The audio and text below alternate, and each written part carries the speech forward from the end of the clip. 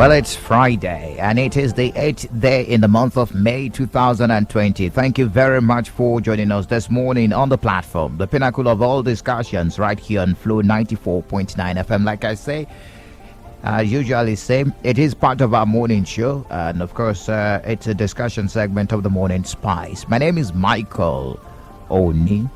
The program comes up on radio every Monday, every Wednesday, and also every Friday on the Flow of God's Own State, Flow 94.9 FM. And this morning, we are taking a look at the Abacha loot. How much did the late head of state, tashed abroad? These are some of the things we will be taking a look at this morning, and how the money being repatriated can be judiciously used. These are some of the other things. Just a few of the things we will be talking about this morning. I'm expecting my guest later on. He will be joining me, but in between, we will be crossing over to Lagos State. We will be crossing over to Katsina State, and also we will be crossing over to Kano State to have a feel of what is happening in those states concerning coronavirus. Just yesterday, 381 new cases were announced by the Nigeria Center for Disease Control. And of course, Lagos State is still the epicenter of the disease in Nigeria. 183 new cases were announced by Lagos State. We take a look at the implication, taking a look at the partial relaxation of the lockdown in the state as being put forward, of course, announced by the President of the Federal Republic of Nigeria. Even though he is no more, I'm talking about General Sani Abacha. He has been humorously described as one of the ancestors of Nigeria who has been donating money generously to successive governments from the land of the dead, as his loot was outrageous. He's a man of multiple impressions. To some people, he may be an enigma. To others, he was humane, but to many, he was simply a mean dictator and the man who wore the thickest goggles in town. Yet, some quarters preferred him as consummate soldier, leader par excellence, trailblazer, stabilizer, and strategist. I'm talking about the man Abacha. That was the late General Sani Abacha, Nigeria's former head of state between 1993 and 1998. The name Abacha resonates across Nigeria. He rose through the military ladder to the top echelon. And on December 31, 1983, that was when the army removed then President Shehu Shagari from power to give way for General Muhammadu Buhari. Abacha announced the power takeover. He also co-announced the coming of the Babangida regime with General Joshua Dogoyaro, if you can remember, and it was in that regime that he served as the Chief of Army Staff. On November 17, 1993, Abacha took the reins of power after sacking Shoneko interim administration, where he served as defense minister. And from that day to June 7, 1998, Abacha reigned supreme and maximally since he died. However, his name has continued to resonate for mostly the wrong reasons of corruption, fraud, and financial embezzlement. Many believe that his regime encouraged corruption by stashing away illicit funds in foreign bank accounts. One huge surprise about this saga, however, is that it's been 22 years since Abacha passed on, yet government after government have continued to talk about Abacha loot.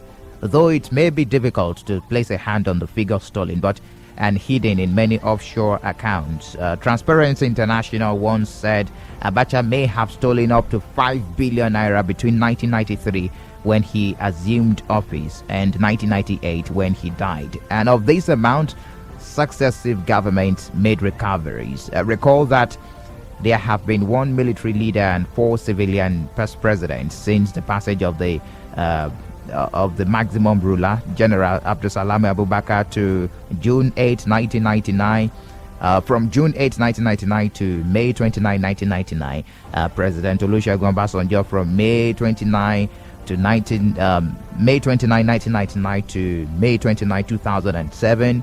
We had President Umaru Musa Yar'Adua from May 29, 2007 to 6th of May 2010 when he was announced dead. President Goodluck Jonathan was from the 6th of May 2010 to the 29th of May 2015, and President Muhammadu Buhari, who assumed office on the 29th of May 2015 till date. Now, the recovered monies were principally stashed away in 4 major countries. That's Switzerland, Jersey Island in United Kingdom, United States, and Liechtenstein. During Abdusalami era, General Abdusalami era in 1999, $750 million was recovered. Under Obasanjo's administration, $1.2 billion was recovered in 2002. $149 million was from Jersey Island in UK in 2003, and $500 million recovered in 2004 from Switzerland, and another $458 million recovered in 2005. That's from Switzerland. And during Jonathan's administration, $1 billion was recovered in 2012, and $380 million in 2015. Both tranches from Switzerland also. The Jonathan administration also recovered $227 million from Liechtenstein in 2014, and $48 million from the United States that same year. That's in 2014. The government of Buhari, that's the present administration, $322 million from Switzerland. That was in 2017, if you can remember, and 308 million naira from Jersey Island, United Kingdom. That's in February, the one we just received, and which had a profit accrued to about $311 million.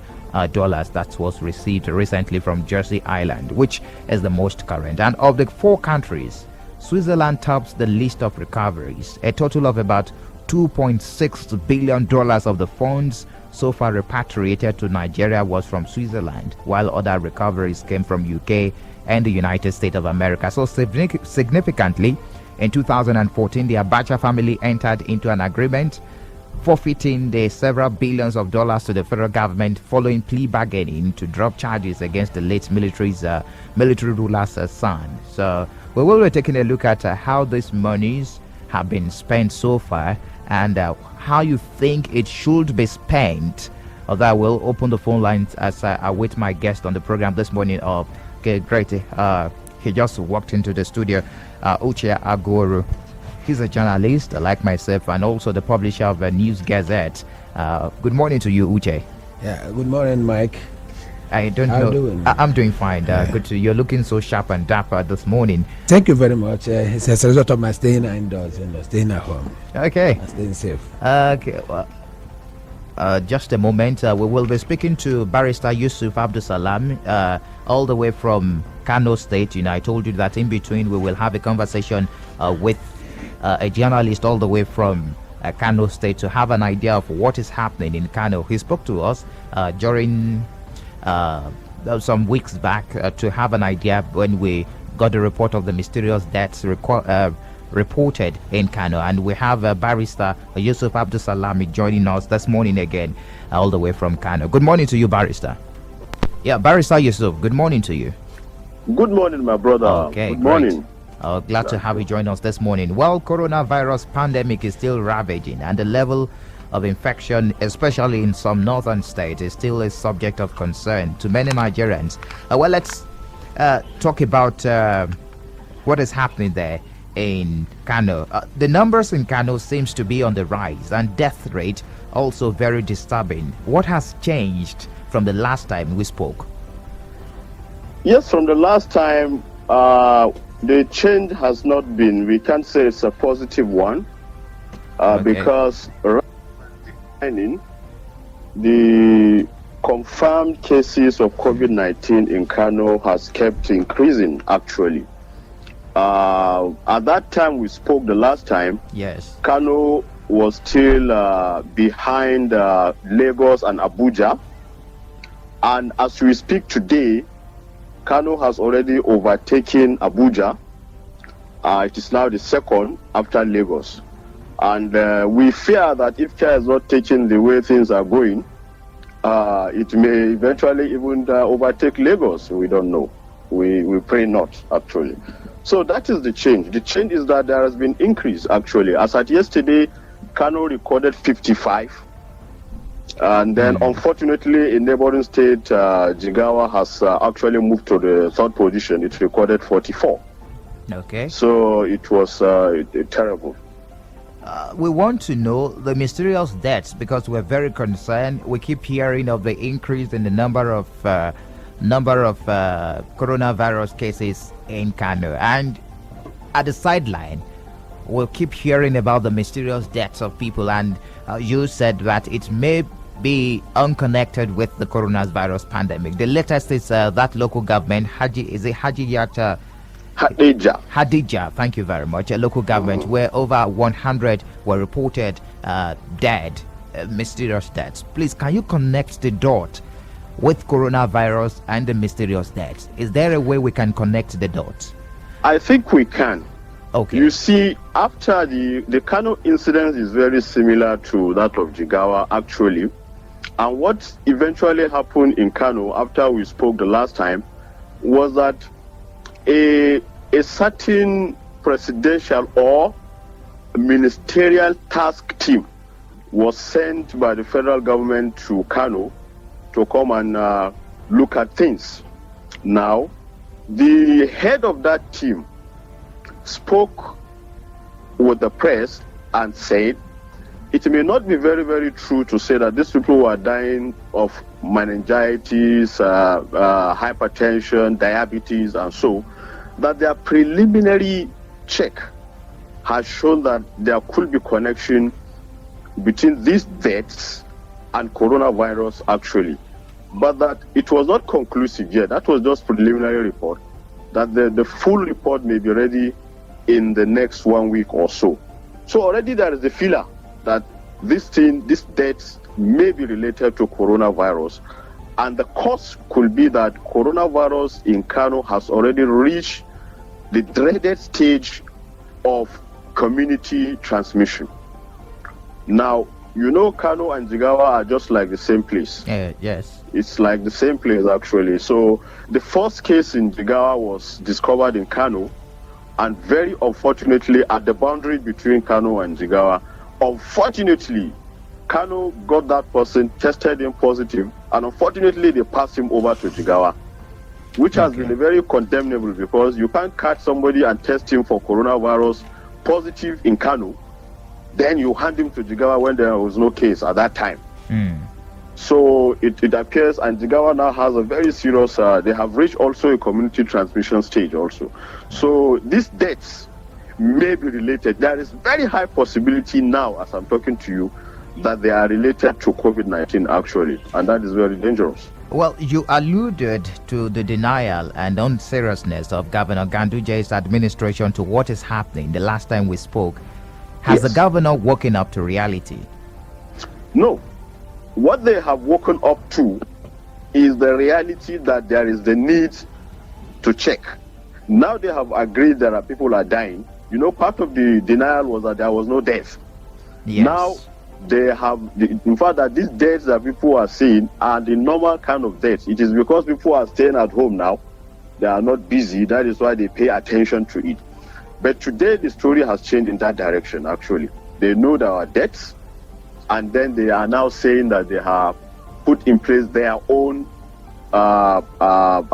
research team to look into the causes. They will do what they call a verbal autopsy, blah, blah, blah, and so on. So they have woken up to the reality that there are deaths, but they are still denying that these deaths are related to COVID-19.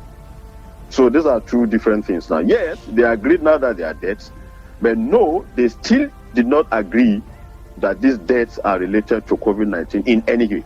But mind you, there are two independent researches, surveys, so to say, as it is today. I'm aware of those researches. Yeah, fine. One was done by 3 lady doctors. The first one was done by a mathematician, and then it was confirmed by some doctors, even some foreign doctors, kind of. So all of them related this death to COVID-19. So we are waiting for the state government's own survey so that we will know what will follow.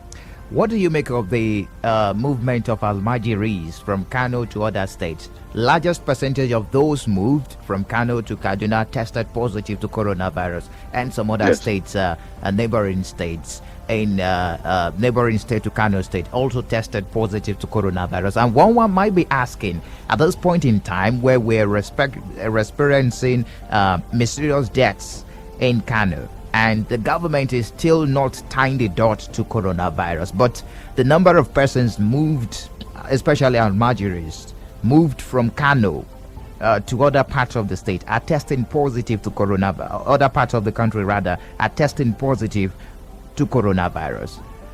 Yes. Is this not a source of worry? Oh, certainly it is. In fact, in addition to that, only yesterday some Lebanese were repatriated to Beirut from Kano, and over 30 of them tested positive to coronavirus from Kano when they reached. Yes, exactly. By the time they were in Beirut, so that is in addition to all this. Yes, it is a source of worry. Actually, in fact, it is more worrisome, very baffling, perhaps also very annoying, that politicians don't take issues of life and death very seriously. There is no need, no cause for denial. You don't need to be denying these things. Even countries that are far advanced than Nigeria have these cases of COVID-19. A prime minister in the UK had it. Some very top government functionaries in other Western countries have it. So it's not a cause. It's not something you'll be denying. It is the reality. So in our own case here, it is very baffling why they think denying it is what they should be doing. So I don't know. As they keep moving these Almajiris up and down, I think the federal government is presently looking into that situation. The Minister for Health has talked about it and has warned that, look, this thing should stop. If you say people should be at home, you slam a lockdown on people, and you as the government yourself who lock down your state, you open the boundary of your state to receive Almajiris who who has been proven to have this thing, and you also move some Almajiris to another state and transmit this thing to the other state. So it's worrisome, it's baffling. Something needs to be done, and done quickly and drastically also. All right, finally, before I let you go this morning, Barrister Yusuf, we want to know about the complete lockdown of Kano being imposed by President Muhammadu Buhari. What is the compliance level there in Kano? Yes, I think there is compliance to a certain degree, but like the initial lockdown that the state government did, the compliance is not very total. People still do some of their things. And later, the state government, according to them, got the approval of the president to allow some windows for people to do some things, to do some purchases. So Mondays and Thursdays are given for people to go out and buy some food items and come back home.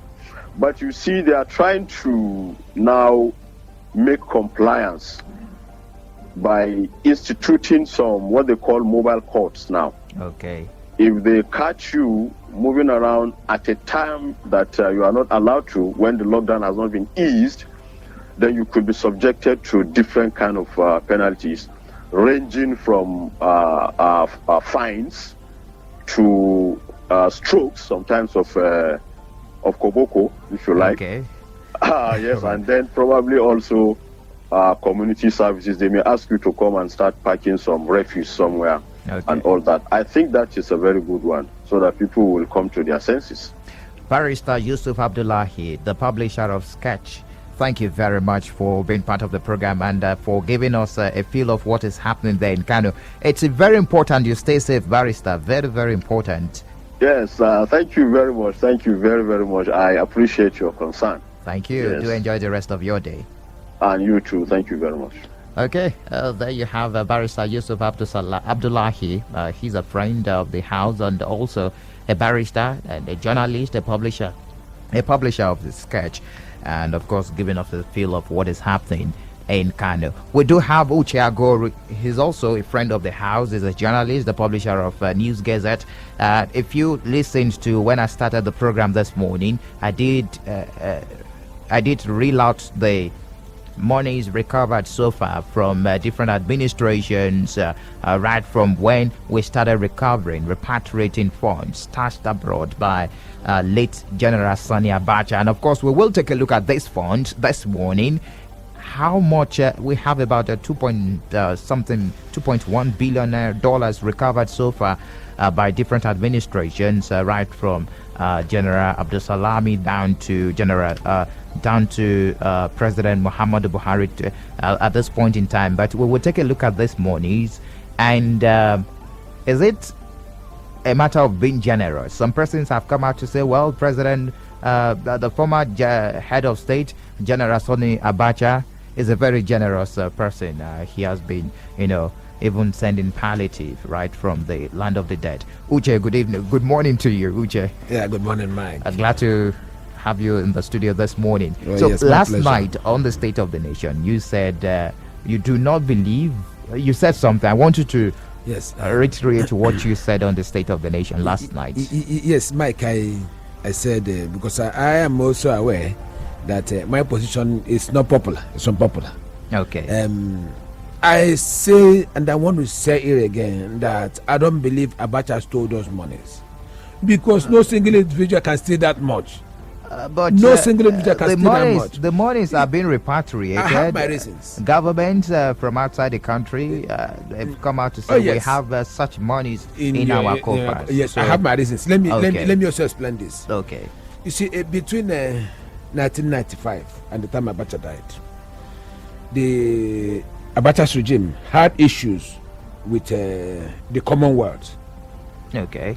A Commonwealth which is historically linked, to Britain and their friends and allies, including the United States, France, and some other European nations. They had issues which led to economic sanctions on the country. You see, those issues also led to these nations that I've talked about now. As at that time, the country's military hardware and other solely purchases, we are solely dependent on these nations I just mentioned now: the Britain, France, UK, United States, Canada, and other European nations. Yes. So our military purchases and other, we are largely an important nation. So now, what has happened is, because of the economic sanction, imposed on the government as at that time, they cannot legitimately deal with any of these countries. They cannot really transact financially with any of these countries. It now resorted to that regime, using some black markets, making some black market arrangements to purchase some of the arms and other essentials that the country needed us at that time, into the country. That was what led to their repatriating that monies abroad. So in your opinion now, that General Sani Abacha didn't steal the money, did not stash money abroad. Understand me, I never said he's not corrupt. Okay. I didn't say that he was not corrupt, but I'm telling you that this money is being repatriated now. Abacha did not steal those monies being repatriated now. Those monies were kept out there so as to use the to make black market purchases into the country. Let me link it to what happened during during Goodluck Jonathan regime. There was a time. My question is, why the plea bargain from family members of Abacha? The plea bargain. It's due to the plea bargain that led us to this point in time now, that the monies are being repatriated. I don't think the plea bargain must have been in a different corruption case. Okay. It cannot be based on this money being repatriated. The Abacha family entered in. That was in 2014. Yes. Entered into an agreement forfeiting several billions of dollars to the federal government, following plea bargaining to drop charges against the late military ruler's son. That was in 2014. That was 2014. Yes. Those is it based on the assets they owned, or based on this money being repatriated? Because most of this money is being repatriated. It's not even in Abacha account. Those accounts does not belong to Senator Abacha directly as a person. Check out the facts. Those accounts don't belong to Senator Abacha directly as a person. Okay. So what has happened? I want to give you some background. Okay, please. I want to give some background. Please do. There was a time during Goodluck Jonathan regime that they said that a plane was caught carrying cash and all that belonging to current president in South Africa. If you can remember. I can remember that story. Now, what has happened? Because these people, the United States and their allies, conspired and slammed restriction on Nigeria from getting arms. We couldn't purchase arms, and Boko Haram was there ravaging the entire north. We couldn't purchase arms legitimately due to the sanctions they placed on us at that time, due to conspiracy they placed on us at that time. What has happened? Now, the country now resorted to black market arrangements. Okay. Transporting cash secretly to go and purchase arms from black men so we can combat the situation we have at home here now. That was what happened during the Abacha regime. That was why you saw all those monies being protected out there. You understand? What has happened over time? There are more of this money. There is still more. We keep recovering this money. Nobody can steal so much that for the past 20-something years we are still recovering in billions. Are we not human beings? Can't we think? Have we lost conscience? Okay. And also remember, given the background of what happened at that time, the killing of Ogoni 9 is also an issue. The killing of Kensarawa and the Ogoni 9 is also an issue because that was what angered the Commonwealth more. They were in the meeting making arrangements on how to see if the Ogoni 9 can be, because of a series of things that's happening. And also the government felt very bad and made them become hostile. They faced very bad press because of the annulment of June 12 and the dethronement of the coup that ousted Shonekon. Okay. The internal coup that ousted Shonekon and now returned us back to military government. After the annulment of June 12. So the Western media they were not pleased with it. They were launching every known attack on the regime of General Sani Abacha. That even made the regime become very hostile. Okay, let's talk about you do not believe that those monies were stolen anyways, but let's talk about, I know some persons do have another opinion concerning that will come for you later on the program this morning, but let's talk about the usage of the money now. Federal government came out and said, well, this monies will be used to finance some project, while some persons like a legal luminary talking about Femi Falana, SAN, came out and said the monies belong to Nigeria and it should be sent back to the three tiers of the government. It should be given back to the three tiers of government, or probably shared among Nigerians through the BVN. How do you think we can best use this money? I told the line of Femi Falana's argument. Okay. I've always said it. At least, if not for anything, at this point in our lives now, at the stage we are in now, where every country in the world is bleeding, every state in Nigeria cannot be said to be financially stable at this point. Okay. And such monies come in. I think the best thing to have done is to share those monies across the three tiers of government, just as it suggested. Understand? I don't understand the how all of a sudden they chose to now launch those monies into the projects that they so mentioned. I don't understand that. At the point we're in now, all that is important is for us to survive as a people. All that is important to every individual is how to survive, how to have a daily bread, how to survive the next day, how to stay safe. And they're asking us to stay at home. We are home, which is the right thing to do. Then what is needed, as I talk to you now, so many states may not afford to pay salaries by next month, even if they happen to pay this month. So many states cannot afford to pay salaries by next month.